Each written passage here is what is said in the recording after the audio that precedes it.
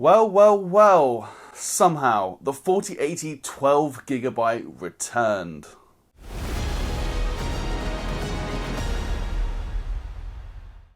Alright guys, Dominic here for Kit Guru, and today we can present our review of Nvidia's new RTX 4070 Ti. What was once known as the RTX 4080 12GB has returned in a new-ish form, and this card is hitting the market at £799 here in the UK. At its core though, the 4070 Ti is using the same AD104 configuration as the previously announced 4080 12GB, so it really is the same thing, just with a £150 price cut and a new name.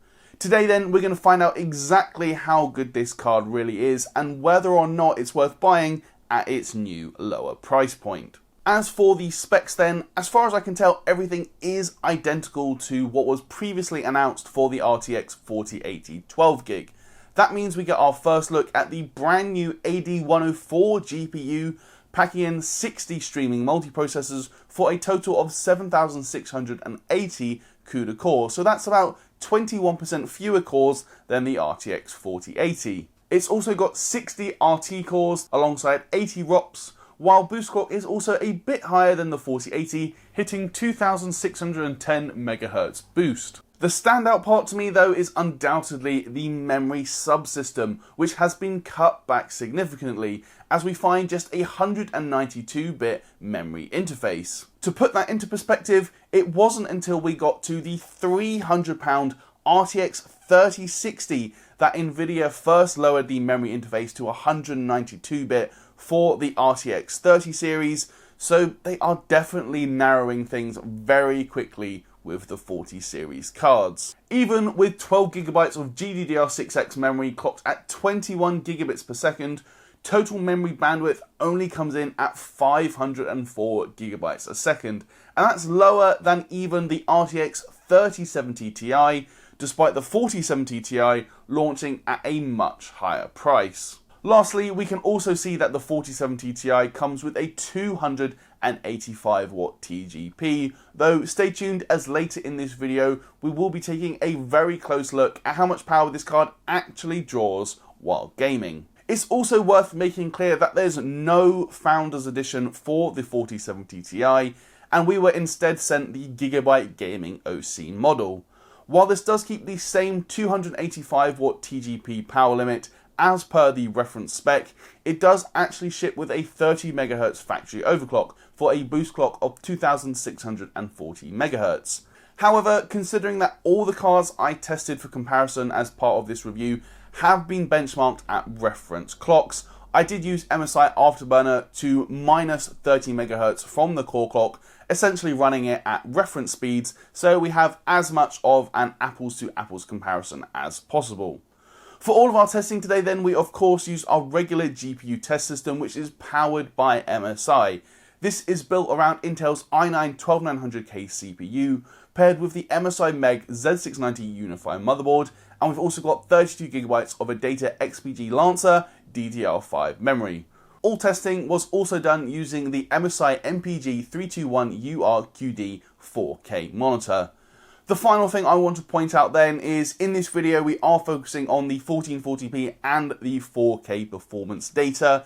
However, I did also benchmark at 1080p, so if you want to see that data and every single one of our charts, head over to the written review on kitguru.net, which you'll find linked in the description. With that out of the way, let's dive into the benchmarks. As ever, we are starting off our game benchmarks with Assassin's Creed Valhalla. At 1440p, the RTX 4070 Ti is sandwiched by the AMD 6900 XT and the 6950 XT, with the new ADA-based GPU averaging 115 FPS. Now this actually makes it 4% faster than the RTX 3090 Ti, while it trails the RX 7900 XT by 12%. Up at 4K, it still holds out fairly well, averaging just over 70 FPS, and that puts it level with the 3090 Ti and the 6950 XT. However, we can see it's a good 20% slower than the RTX 4080, while it's also coming in 11% behind the 7900 XT. As for Cyberpunk 2077, 1440p performance is strong, with the RTX 4070 Ti averaging 92 FPS. This puts it within touching distance of the RTX 3090 Ti, being just 4% slower, while it's also outpacing the 6950 XT by a couple of frames. At 4K, however, we do see the 4070 Ti drop off slightly. That's because it's now 10% slower than the 3090 Ti, when it was just 4% slower at 1440p, while it's also 19% behind the RX 7900 XT, when the margin was 14% at 1440p. Next up though is Days Gone, and at 1440p the RTX 4070 Ti delivers over 150 FPS on average, putting it right between the RTX 3090 and the 3090 Ti, and it's also just 6% slower than the 7900 XT. It does fall off again at 4K, however, where it's not even matching the RTX 3080 Ti, coming in 12% slower than the 3090 Ti. Now, granted, 85 FPS is still pretty good at this resolution, but the relative performance is strongest at 1440p. Dying Light 2 also tells a similar story. We do see solid performance at 1440p, with the 4070 Ti delivering over 130 FPS, so it's within 7% of the RTX 3090 Ti. Stepping up to 4K, however, does see the 4070 Ti slide down the chart, and it's actually now 17% slower than the 3090 Ti, and it's actually not much faster than the RTX 3080. As for Far Cry 6, we have mentioned this a few times, but the 1440p results aren't particularly useful, as most of the GPUs tested here are CPU limited at this resolution, and that's why we see the 4070 Ti coming in just 5% slower than the RTX 4080. Up at 4K though, performance is decent enough. We get just under 85 FPS on average, putting performance of this GPU between the 3080 Ti and the 3090, but it is also 19% slower than the 7900 XT. Next is Forza Horizon 5, and this is a tricky one for Nvidia GPUs at the minute, with some choppier than expected 1% lows, though the 4070 Ti does manage to come in 10% faster than the RTX 3090 Ti at 1440p, and that's actually the biggest victory for the ADATA GPU over the previous generation flagship that we will see today. Stepping up to 4K resolution still sees the 4070 Ti deliver almost 100 FPS on average, though the 1% lows are noticeably better on the likes of the 6900 XT and 7900 XT.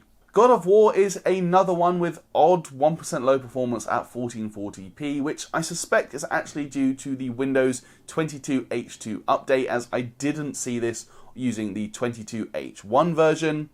But we can still see the RTX 4070 Ti trails the 3090 Ti by 8%, while it's also about 20% slower than the RTX 4080.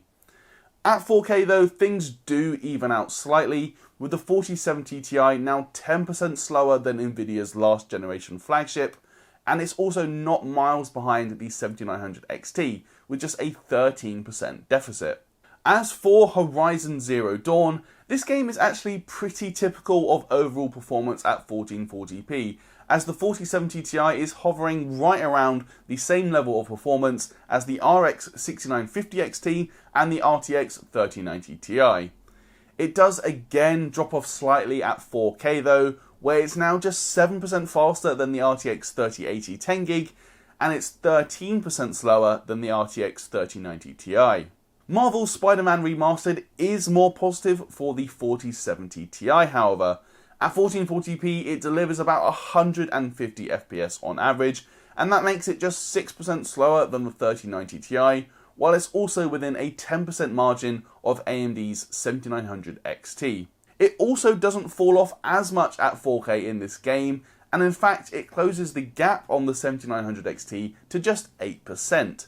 Averaging almost 90 FPS at 4K is pretty good going as well. We can also see strong performance from the 4070 Ti in Red Dead Redemption 2, at least at 1440p resolution, where it delivers almost 120 FPS on average, and that puts it level with the 3090 Ti and the 6950 XT. Again, it does fall off a bit at 4K, coming in 8% slower than the 3090 Ti, but it is still averaging over 70 FPS. Next is Resident Evil Village, and again this follows a very similar trend to Red Dead Redemption 2. At 1440p, the RTX 4070 Ti is basically matching the 3090 Ti, while it's also about 15% slower than the 7900 XT.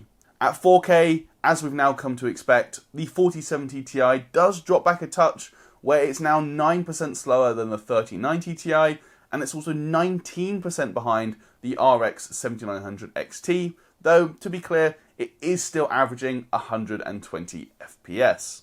Lastly then, we close our benchmarks with a look at Total War Warhammer 3. At 1440p, the RTX 4070 Ti is able to deliver over 115 FPS on average, making it just 7% slower than the RTX 3090 Ti. Once more though, we do see performance drop off as we increase the resolution to 4K, with the 4070 Ti now 15% slower than the 3090 Ti. It's also just 7% faster than the RTX 3080 10GB, which really isn't a particularly impressive performance uplift considering the price. So that is it for the 12 games we benchmarked, but we'll take a quick look at the big picture overview with the 12 game average results. On average then, at 1440p, the RTX 4070 Ti is within touching distance of the RTX 3090 Ti, as it's barely 2% slower across the 12 games we tested, while it's also just 2% faster than the RX 6950 XT. That makes it 13% slower on average than the RX 7900 XT, while it's 18% faster than the RTX 3080 10GB. As we saw on a number of occasions from our game benchmarks, the 4070 Ti does drop off at 4K, which I believe is as a result of its limited memory bandwidth, with less throughput than even the previous generation 3070 Ti. We can see the card is now 9% slower than the 3090 Ti at 4K, while it's also 14% faster than the RTX 3080 10GB. It's also coming in 14% slower than the RX 7900 XT, while it's 22% behind the RTX 4080. As for what that means in terms of the cost per frame analysis, we'll start things off by taking a look at the data based on MSRP prices. Here, the RTX 4070 Ti comes in with a cost per frame of £5.71, and that makes it very similar value to the RX 7900 XT and the 7900 XTX at 1440p. Now, it's still not a step forward from the previous generation, but it is a significant improvement of about 23% better value compared to the RTX 4080.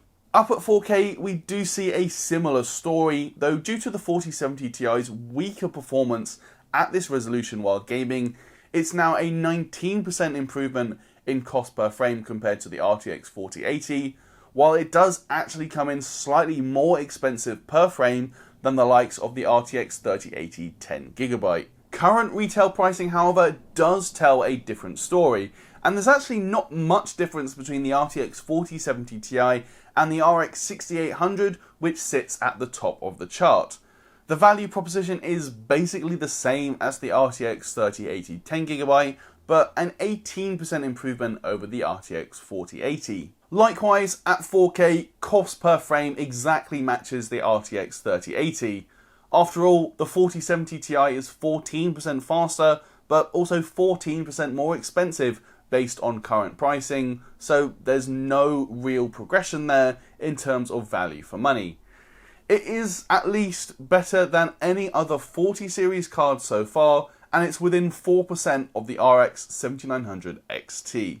We do of course have ray tracing to talk about though, and if we start the benchmarks with Cyberpunk 2077, using the RT Ultra preset, performance actually scales very similarly to the rasterized numbers we saw earlier. At 1440p, we're looking at almost identical results to the RTX 3090 Ti.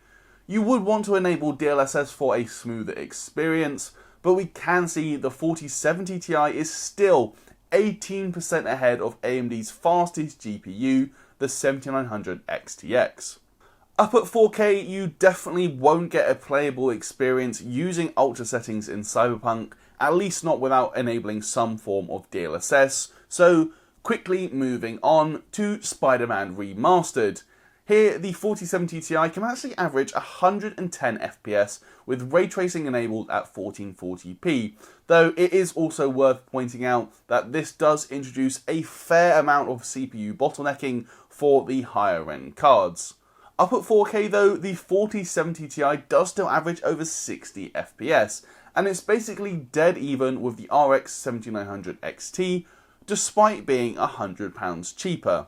Metro Exodus Enhanced Edition also sees the RTX 4070 Ti just about coming in faster than the 7900 XTX, though with worse 1% low performance at 1440p. As we step up to 4K though, the AMD GPUs fall off even more, and the 4070 Ti is now about 6% slower than the RTX 3090 Ti. Lastly then, for Resident Evil Village and its honestly relatively light ray tracing effects, the 4070 Ti is within 4% of the RX 7900 XTX at 1440p, and it's also level with the 3090 Ti. As for 4K performance, it does drop off slightly, but it's still on par with the 7900 XT, though the 4070 Ti is now 9% slower than the RTX 3090 Ti. Of course, we did mention DLSS a couple of times, and that is definitely a feature you will want to use to boost frame rates higher, and we do also need to touch on DLSS 3. Overall, I honestly found the experience using it to be very similar to the RTX 4080. It's still great for alleviating CPU bottlenecks, which I'd honestly say is its most useful feature, and you can actually now use it with VSync enabled, so long as you already have G-Sync enabled. It's still early days and some visual artifacts remain, but more and more games are slowly coming out with support for this technology. While I still wouldn't say it's as universally useful as something like DLSS 2, in my opinion, DLSS 3 frame generation is definitely a value add for the 40 series. Time to change direction for a bit though, and we're going to talk about the card design itself.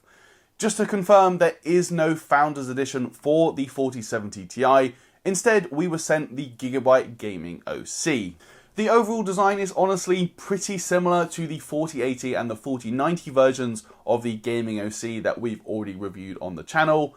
As we can see, a black plastic shroud and three 110mm fans. It's not quite as large as the 4080 model, but it is still big, measuring in at 336 by 140 by 58mm, and it also weighs in a touch over 1.5 kilograms. Gigabyte does still include the nifty anti-sag support bracket though, and we can also get a look at a dual BIOS switch offering a choice of OC or silent modes. Both of these BIOS actually have the same clock speed and power limit, with the only difference being the fan curve, which we're going to test shortly. We can also get a look at the grey metal backplate which spans the length of the card, though with a large cutout to allow airflow to pass directly through the heatsink. The power connector is of course still the 12 volt high power 16 pin connector, but we do get a new dual 8 pin adapter included in the box. Display outputs meanwhile are standard for an Nvidia GPU, with 3 DisplayPort 1.4 and 1 HDMI 2.1. If we take a look at thermal performance then, considering the size of the Gaming OC and the fact that it's using a vapor chamber cooler, it's really not a surprise to see excellent results.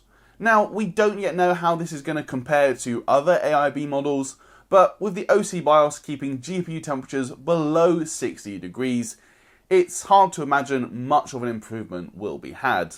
Memory thermals are also very low indeed, with the OC BIOS hitting a peak of just 54 degrees, while the silent BIOS, which does run a slower fan curve, still only saw the GDDR6X memory peak at 62 degrees. Speaking of fan curves, the Gaming OC silent BIOS is well worth using if you prefer a lower noise experience, as the fans produce just 36 decibels of noise.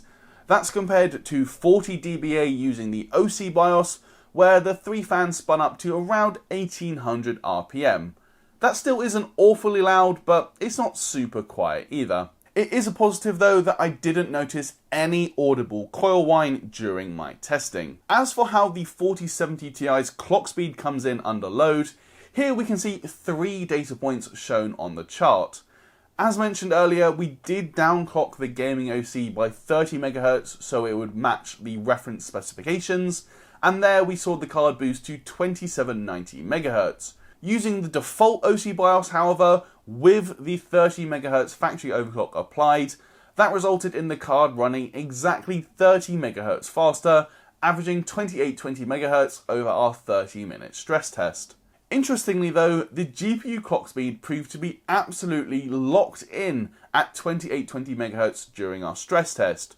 Usually we see the GPU frequency does bounce around somewhat as the chip hits its power limit and then dials the frequency back, but the 4070 Ti doesn't actually seem to be power limited whatsoever, which is why we can see a completely flat line when looking at the frequency plot. Moving on to take a look at power draw then. As a reminder, for this testing we are looking at power draw of just the graphics card measured from both the PCI slot as well as the PCI power connectors, and we can do this thanks to Nvidia PCAT. Power draw is actually measured on a per game and per resolution basis, so if you want to see every single one of our charts, you can find those in the written review on kitguru.net. Instead, for the sake of time and to give you the rough overview, in this video we're going to focus on the average results. As we've come to expect then from the Ada Lovelace GPUs, real world power draw when gaming comes in well below the 285 watt TGP. At 1440p we're looking at an average of 242 watts, so that's still about 45 watts below TGP. Even then though, power draw is still only 15 watts or about 6% lower than the RTX 4080, and that's despite the 4070 Ti being significantly slower, so that will have some implications for efficiency, which we will get to shortly. Up at 4K though, power draw does increase slightly with a new average of 255.5 watts.